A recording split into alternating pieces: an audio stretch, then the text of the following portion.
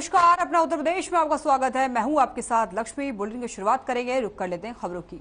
श्री कृष्ण जन्मभूमि और शाही मस्जिद ईदगाह में आपको बताते चलें कि ईदगाह प्रकरण में अखिल भारतीय हिंदू महासभा के कोषाध्यक्ष दिनेश शर्मा ने सिविल जज सीनियर डिवीजन की अदालत में पत्र देकर गंगाजल से ईदगाह में मौजूद गर्भगृह को पवित्र करने की अनुमति मांगी है, जिसके बाद अदालत ने 1 जुलाई को सुनवाई के लिए तिथि दी है। आपको बता दें कि ठाकुर केशव देव केस के वादीगण यूनाइटेड हिंदू फ्रंट के अंतर्राष्ट्रीय कार्यकारी अध्यक्ष जय भगवान गोयल, धर्मरक्षा संघ के अध्यक्ष सौरभ गौड़ और अधिवक्ता राजेंद्र माहेश्वरी की तरफ से कोर्ट में प्रार्थना पत्र देकर कहा है कि कोर्ट कमीशन से ईदगाह का सर्वे कराया जाए। उन्होंने आशंका जताई है कि जून में कोर्ट की छुट्टियों के चलते प्रतिवादी सबूत नष्ट कर सकते हैं और इसी बीच शाही मस्जिद ईदगाह इंतजामिया कमेटी हाई कोर्ट जाने की तैयारी कर रहे हैं। ईदगाह में गर्भगृह को पवित्र आज हमने माननीय न्यायालय में प्रार्थना पत्र दिया था कि जो प्राचीन स्थान है, जो प्राचीन गर्भगृह है जहाँ हमारे कान्हा का जन्म हुआ था, उसको कथित ईदगाह कहते हैं। तो उस ईदगाह परिसर को हम गंगा जल और यमुना जल से धोना चाहते हैं, उसको शुद्ध करना चाहते हैं। तो माननीय न्यायालय ने उसमें 1 जुलाई की डेट लगा दी है। लखनऊ में खाकी ने बर्बरता की सारी हदें पार कर दी है। आपको बता दें कि अतिक्रमण की आड़ में ठाकुरगंज इंस्पेक्टर ने चाय वाले को बेरहमी से डंडों से पीटा। इसके बावजूद भी जब इंस्पेक्टर का दिल नहीं भरा तो थाने के अंदर लाकर चाय वाले की जमकर पिटाई की। बुरी तरह पीटने के कारण युवक के शरीर पर गंभीर चोट के निशान आए हैं और इससे पहले भी रिक्शा चालक को पुलिस वाले ने बेरहमी से पीटा था।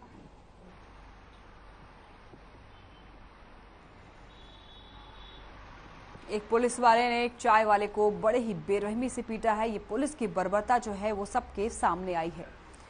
और एक चाय वाले से पहले भी एक रिक्शा चालक को पुलिस वाले ने बड़े ही बेरहमी से पीटा था। जब पुलिस वाले की दिल ना भरा तो चाय वाले को अंदर पुलिस थाने में बुलाकर बड़े ही बेरहमी से पीटा। यूपी बीजेपी के प्रदेश महामंत्री गोविंद नारायण शुक्ला ने लखनऊ में प्रेस कॉन्फ्रेंस किया और इस दौरान उन्होंने कहा है कि जयपुर में बीजेपी के कार्यों की तैयारी के लिए कार्यक्रम रखा गया। 1 जून को तय किया जाएगा कि बीजेपी सरकार की 8 साल की उपलब्धियों प्रचार प्रसार कैसे किया जाए। 14 जून से पार्टी प्रचार और संपर्क अभियान शुरू करेगी।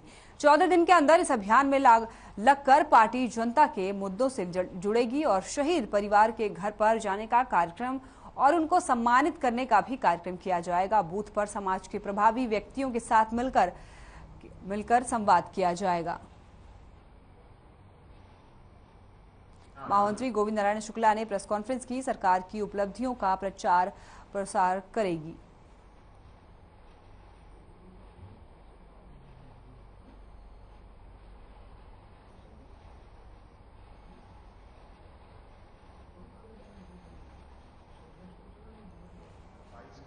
यूपी में बीजेपी ने प्रेस कॉन्फ्रेंस की। उत्तर प्रदेश की रामपुर विधानसभा सीट से सपा विधायक आजम खान ने विधानसभा सदस्य के रूप में सोमवार को शपथ ली। आजम खान के साथ बेटे स्वार टांडा ने विधायक अब्दुल्ला आजम खान ने विधायक पद की शपथ ली। विधानसभा अध्यक्ष सतीश महाना ने दोनों के विधायक पद की शपथ दिलाई। आजम खान ने विधायक पद की शपथ ली, अब्दुल्ला आजम ने विधायक पद की शपथ ली। विधानसभा अध्यक्ष कार्यालय में शपथ ली गई।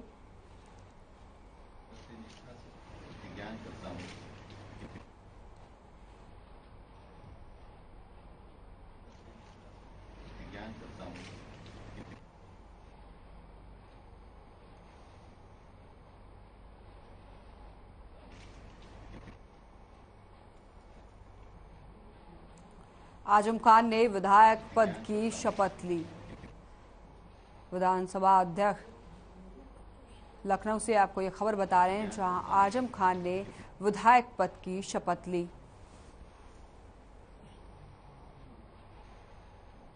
विधानसभा अध्यक्ष के कार्यालय में आजम खान ने शपथ ली।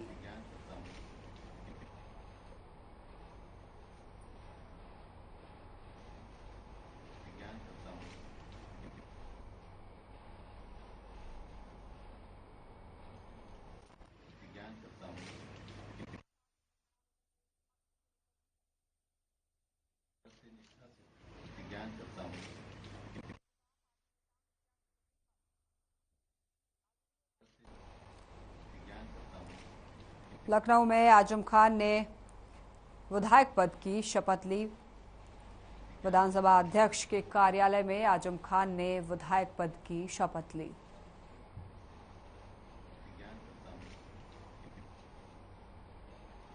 आजम खान और अब्दुल्ला ने विधायक पद की शपथ ली। विधानसभा अध्यक्ष के कार्यालय में इन दोनों ने विधायक पद की शपथ ली।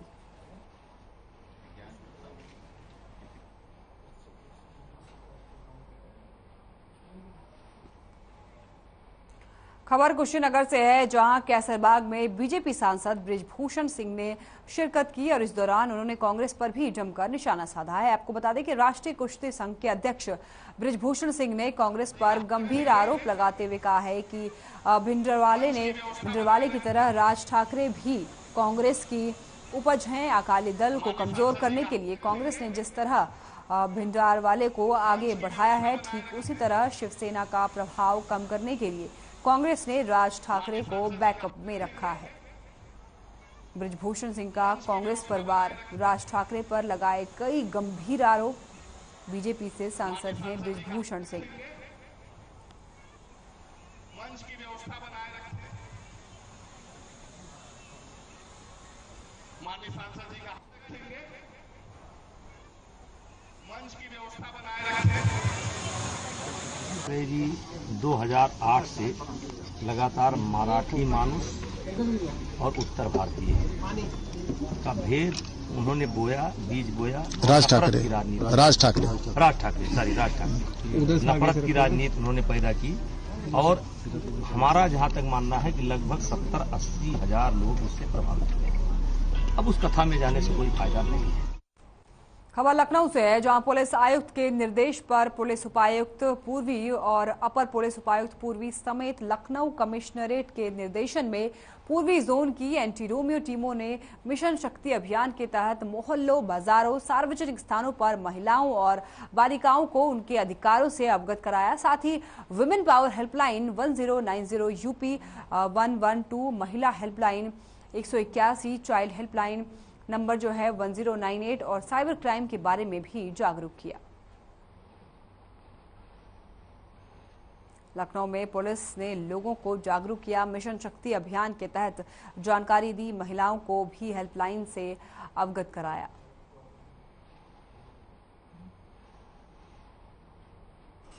लखनऊ में मिशन शक्ति अभियान चलाया गया, जहां महिलाओं को महिला हेल्पलाइन नंबरों से अवगत कराया। साथ ही मिशन शक्ति अभियान पर कई जानकारियां भी दी।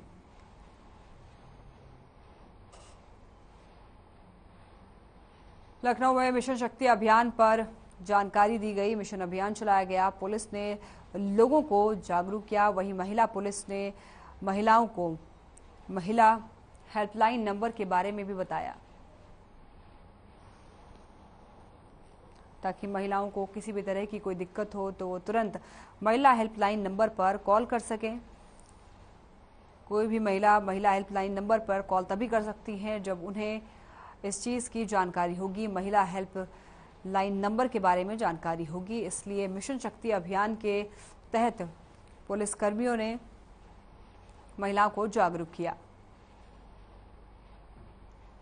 लखनऊ के नीलकंठ होटल में साइबर क्राइम को लेकर एक प्रेस कॉन्फ्रेंस किया गया। प्रेस कॉन्फ्रेंस एक कारोबारी प्रसून तिवारी ने किया। बिहार के सिवान जिले के रहने वाले कारोबारी प्रसून तिवारी ने बताया है कि अपने जीवन में उन्होंने भी साइबर क्राइम के चलते काफी परेशानियां झेली हैं और इसी को लेकर कारोबारी ने नौजवानों को जागरूक किया और कहा है कि मोबाइल की OTP से लेकर सोशल नेटवर्क से ज्यादा दूरी बनाए रखें, जरूरत पड़ने पर ही इसका इस्तेमाल करें। प्रसून तिवारी लखनऊ में होटल की शुरुआत कर रहे हैं। इसी को लेकर उन्होंने बताया कि जो भी बेरोजगार लोग हैं उनको वो रोजगार देने का काम करेंगे। साइबर क्राइम को लेकर प्रेस कॉन्फ्रेंस दी गई।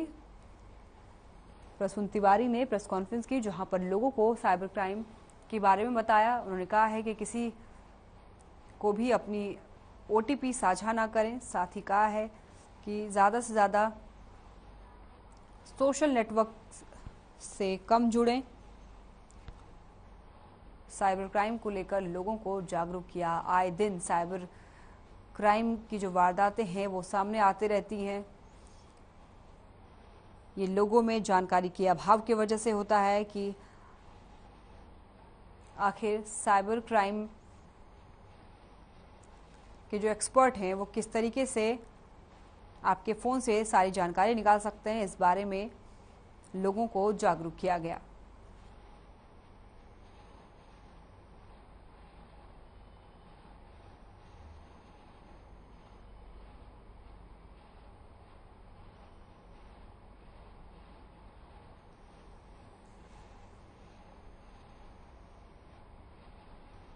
लखनऊ के नगराम थाना इलाके मौदारपुर तोमारिया से लापता अखिलेश नाम के युवक का शव जंगल से मिलने की सनसनी फैल गई। जंगल में युवक अपने ही शर्ट के फंदे से लटकता मिला। वहीं कुछ दूरी पर मृतक की बाइक पड़ी मिली। वहीं मौके पर मृतक के परिजनों के साथ बड़ी संख्या में ग्रामीण पहुंचे। पुलिस ने युवक के शव को पोस्टमार्टम के लिए भेज दिया। वहीं परिजनों ने युवक की हत्या कर शव को लटकाए जाने का आरोप लगाया है। साथ परिजनों ने नगराम पुलिस पर भी आरोप लगाया है और कहा है कि गुमशुदगी का ये मामला दर्ज होने के बाद भी पुलिस ने युवक की तलाश नहीं की थी, जबकि दूसरे थाने गोसाईगंज की पुलिस ने सहयोग किया। बीते 18 मई को युवक बाइक से अपने मामा के यहां जाने के लिए निकला था। लखनऊ में युवक का शव मिलने से सनसनी फैल गई है। जंगल में अपने ही शर्ट से लटकती मिली एक लाश कई दिनों से लापता था ये युवक। इसके बाद ग्रामीणों और इसके परिजनों ने मिलकर पुलिस पर भी आरोप लगाए हैं कि गुमशुदगी का ये मामला दर्ज कराने के बावजूद भी पुलिस युवक की तलाश में नहीं जुटी थी।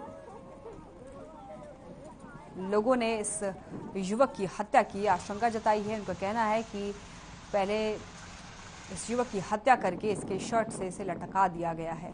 अब पोस्टमार्टम के बाद ही पता चल पाएगा कि आखिर इस युवक के साथ इस युवक की हत्या की गई है या फिर इस युवक ने आत्महत्या की है। सूबे में स्वास्थ्य सेवाओं को सही करने के लिए सरकार भले ही पानी की तरह पैसा बहा रही हो, लेकिन जमीनी हकीकत कुछ और ही है। ताजा मामला राजधानी लखनऊ के मेडिकल कॉलेज का है, जहां तस्वीरों में आप साफ साफ देख सकते हैं कि किस तरह से मरीज का सैंपल लेकर तीमारदार लाइन में खड़े हैं। यहाँ काउंटर तो कहने के लिए 4 हैं, लेकिन उन पर काम सिर्फ एक आदमी ही कर रहा है। ऐसे में बड़ा सवाल यह है कि डॉक्टर मरीज को सैंपल देकर बोल देता है कि इसे 5 मिनट में ही जांच के लिए जमा करवा दो, वरना सैंपल खराब हो जाएगा। लेकिन अस्पताल प्रशासन की घोर लापरवाही का आलम यह है कि तमीरदारों को अपनी मरीजों की जांच के लिए सैंपल खराब होने की दशा में दोबारा सैंपल निकलवाना पड़ता है। आगे आपको बता दें कि ट्रॉमा सेंटर में हर दिन 5000 पर्चे बनते हैं, तो ये समझ आता है कि यहाँ स्टाफ की कितनी जरूरत है। ट्रॉमा सेंटर में बहुत ही गंभीर मरीज आते हैं जिनको इलाज की तुरंत जरूरत होती है, लेकिन अस्पताल प्रशासन की लापरवाही से उनका सही समय पर उपचार नहीं हो पाता है। और ऐसे में बड़ा सवाल यह है कि तीमारदारों का इलाज आखिर कैसे हो।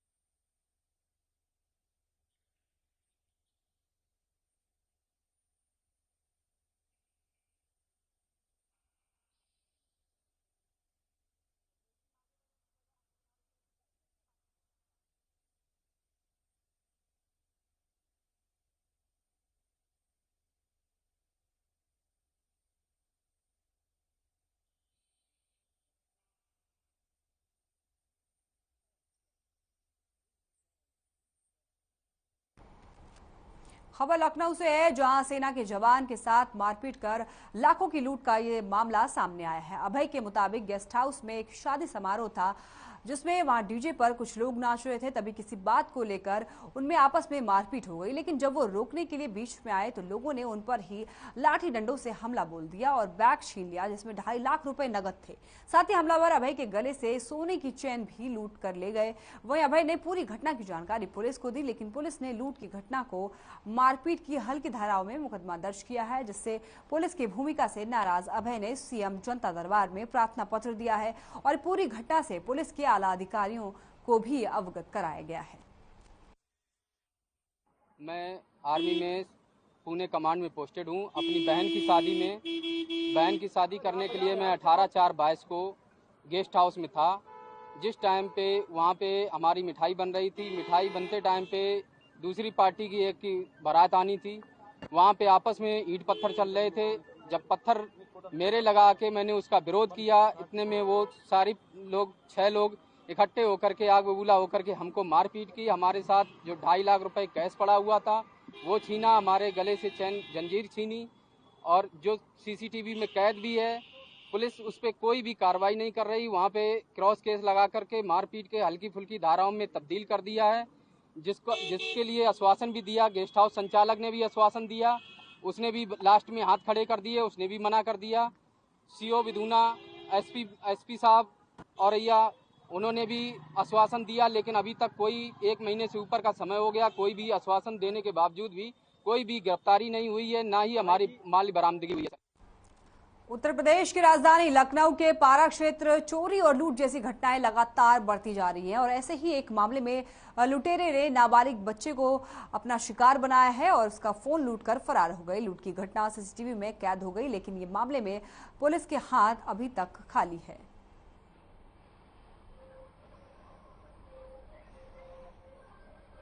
लखनऊ में लुटेरों का जो आतंक है वो थमने का नाम नहीं ले रहा है। सीसीटीवी में एक वारदात कैद हो गई है जहां पर एक नाबालिग से एक फोन छीनकर युवक फरार हो जाता है। बदमाशों ने एक नाबालिग से फोन लूटकर फरार हो गया। ये मामला सीसीटीवी कैमरे में कैद हो गई।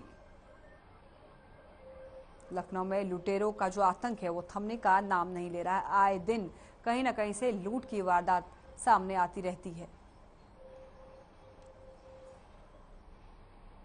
खबर लखनऊ से है, जहां 10 दिन की भीषण गर्मी झेलने के बाद मौसम ने करवट ली है। धूल भरी आंधी के बाद जबरदस्त बारिश से लोगों को गर्मी से राहत मिली है। वहीं मौसम विभाग ने पूरे प्रदेश में सोमवार को 40 से 50 किलोमीटर प्रति घंटे की रफ्तार से धूल भरी हवाएं और ओले गिरने की चेतावनी जारी की थी। लखनऊ समेत पूरे प्रदेश में बारिश के आसार जताए जा रहे हैं। साथ ही अगले 3 दिन तक भी सुहाने मौसम की आशंका जताई जा रही है, लेकिन इसके बाद भीषण गर्मी पड़ सकती है।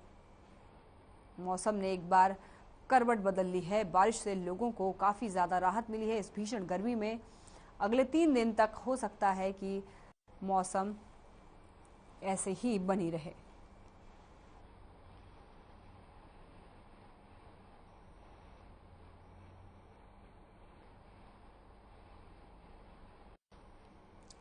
प्रदेश के कई इलाकों में आंधी तूफान के साथ भारी बारिश देखने को मिली और इस भीषण गर्मी के बीच लोगों को काफ़ी ज़्यादा राहत मिली। इसी के साथ साथ किसानों को भी काफ़ी ज़्यादा बारिश काफ़ी ज़्यादा फ़ायदेमंद रही। फसलों को काफ़ी ज़्यादा फ़ायदा होगा। इस भीषण गर्मी में लोगों ने राहत की सांस ली है। अगले 3 दिनों तक भी ये सुहाना मौसम यूं ही बरकरार रहने की आशंका है। एक और सूबे के मुखिया योगी आदित्यनाथ अतिक्रमणकारियों और डग्गामार वाहन स्वामियों पर अपना शिकंजा कसते हुए नजर आ रहे हैं, तो वहीं दूसरी ओर गोवर्धन क्षेत्र में डग्गामार वाहन स्वामी और अतिक्रमणकारी प्रशासन को चुनौती देने से बाज नहीं आ रहे हैं। यहां एकता चौराहा से राधाकुंड रोड पर बने गेस्ट हाउस, सेवा सदन, होटल्स अपने कस्टमर्स की गाड़ियों को अवैध रूप से रोड के किनारे खड़ी करवा देते हैं, जिसके कारण बाहर से आने वाले श्रद्धालुओं और स्थानीय नागरिकों को आने जाने में काफी तकलीफों का सामना करना पड़ता है। यहाँ लोग प्रशासन के अधिकारियों को आता हुआ देख गाड़ियों को हटवा देते हैं, फिर उनके जाते ही गाड़ियां वहीं खड़ी हो जाती है। हालत ये है कि यहाँ लोग गाड़ियों को नो पार्किंग जोन में भी पार्क करा देते हैं। अतिक्रमणकारियों का ये कब्जा जो है शासन प्रशासन के आदेशों की अनदेखी करते हुए है। सड़कों पर भी गाड़ियां पार्क कर दी जाती हैं, नो पार्किंग जोन में भी गाड़ियां पार्क कर दी जाती हैं। सड़क पर अतिक्रमणकारियों का कब्जा बना हुआ है। जब तक वहां पर पुलिसकर्मी मौजूद रहेंगे तब तक वहां पर पार्किंग नहीं होगी। जैसे ही वहां पर पुलिसकर्मी वहां से जाते हैं, अतिक्रमणकारी फिर से एक्टिव हो जाते हैं। देखिए, जैसे कि शासन से निर्देश प्राप्त हुए हैं कि विशेष रूप से हमारे जो सड़क मार्ग हैं उनको वाहनों के चलने के लिए कैसे सुगम बनाया जा सके, जहां पर कुछ अवैध पार्किंग्स होती हैं या स्टैंड चलते हैं उनको कैसे हटाया जा सके, अतिक्रमण के संबंध में क्या कार्रवाई की जाके उसकी भी समीक्षा हुई है।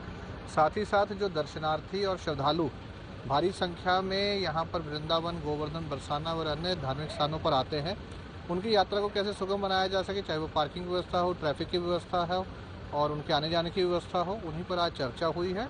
लगातार अधिकारियों के साथ हमारी बैठक हो रही है, निर्देश दिए जा रहे हैं, समीक्षा की जा रही है और जगह जगह पर हमारे द्वारा कार्रवाई भी की जा रही है। बैठक हुई और उसमें विभिन्न बिंदुओं के ऊपर विचार विमर्श किया गया। मथुरा के आगे के विकास के जो कार्य हैं उनके ऊपर डिस्कशंस हुए। मुख्यतः जो गोवर्धन है, गोवर्धन का जो परिक्रमा मार्ग है उसमें किस प्रकार से हम बेहतर से बेहतर सुविधाएं हमारे जो श्रद्धालु और दर्शनार्थी आते हैं उनको दे सकते हैं, किस प्रकार से वहाँ के परिक्रमा मार्ग पर साफ सफाई, गौवंश का ना विचरण करना, वहाँ पर लाइट की व्यवस्था जो 24 घंटे रहे, इस प्रकार की जो सुविधाएं हैं वो वहाँ पर रहें, इस चीज़ को सुनिश्चित करने के संबंध में निर्देश दिए गए। तो मुख्य उद्देश्य इसका ये था, एक तो कि जो इंटर डिपार्टमेंटल कोऑर्डिनेशन होते हैं उनको देखा जाए, उनको सॉल्व किया जाए।